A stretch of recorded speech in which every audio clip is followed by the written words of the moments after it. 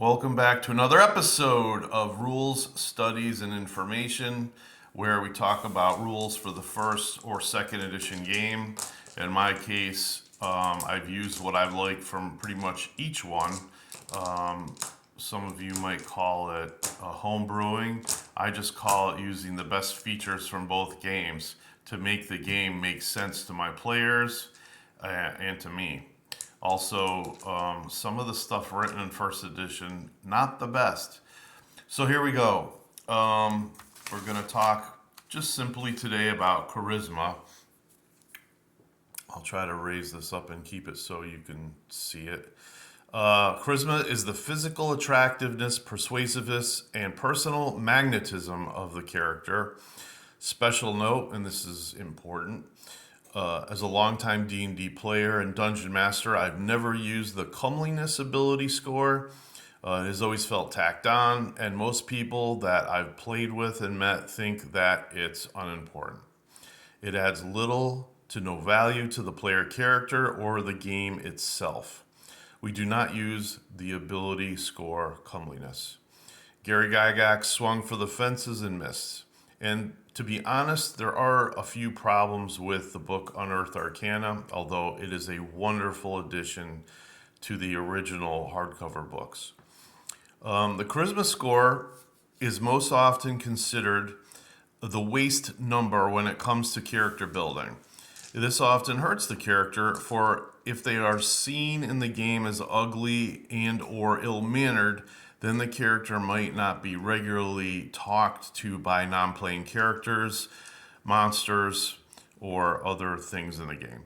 What really hurts the character is buying goods, as they will often pay a lot more for having a crappy charisma score. And I've done this in several ways.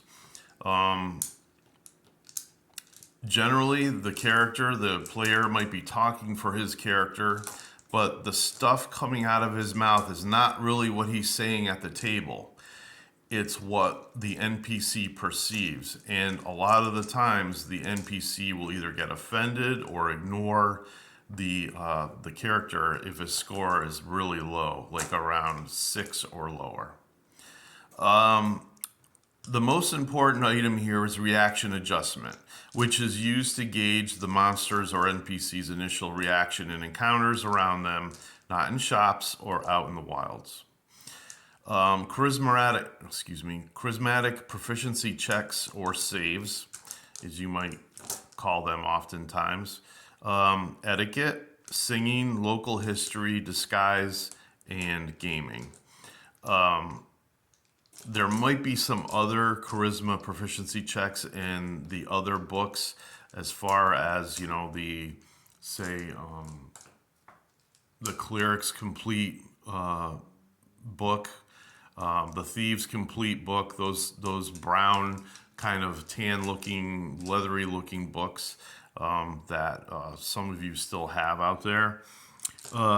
One also might try to pass a lie under scrutiny with a charisma check, but it's usually faced with a wisdom ability score check to discover the lie. To intimidate someone, the charisma check or a combination strength and charisma check might be made. You basically add strength and charisma, divide the score by 2, and that's the sum you get, especially if somebody is trying to puff himself up and make him look bigger than he is. And that's essentially it. Everything else is other material.